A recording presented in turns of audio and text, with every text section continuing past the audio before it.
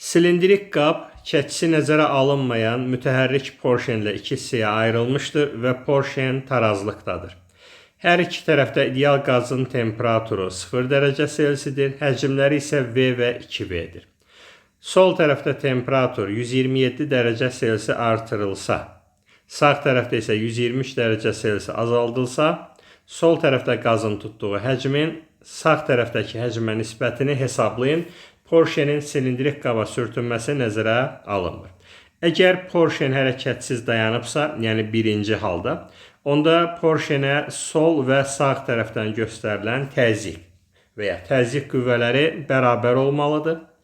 Sol tərəfdəki qabın həcmi V1, sağ tərəfdəki porşenin sağındakı həcm V2-dir.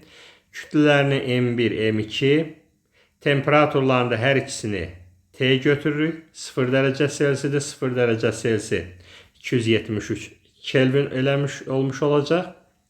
İndi sol tərəfdəki temperatur 127 dərəcə artarsa, sol tərəfin temperaturu artdığına görə təzyiq artmış olacaq.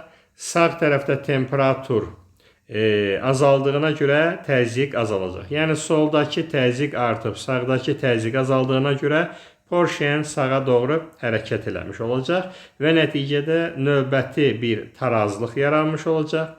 Yəni tarazlıq halında yenə sol və sağ tərəfdəki təzyiqlər eyni olmuş olacaq.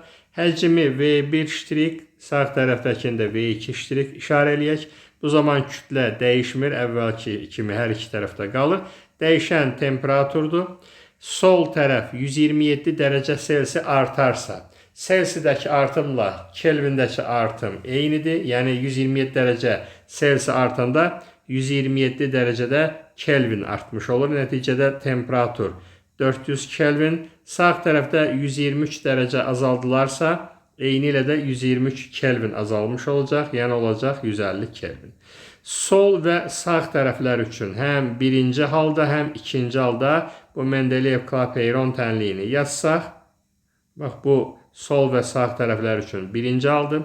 Tərəf-tərəfə böldükdə həcmlərin kütləyə nisbətini tapmış oluruq. Həcmlərin də V və 2V olduğunu nəzərə alanda M2-nin M1-dən 2 dəfə böyük olduğunu tapırıq. Və ikinci halda sol və sağ tərəflər üçün Mendeleyev-Klapeyron tənliyini tapıb tərəf-tərəfə böldüyümüzdə belə bir ifadə alınır. Və burada da T1-ə və T2-ə qiymətlərini, M2-nin də yerinə 2M1-in qiymətini yazdığımızda həcmlərin nisbətinə 3-də 4 almış oluruq.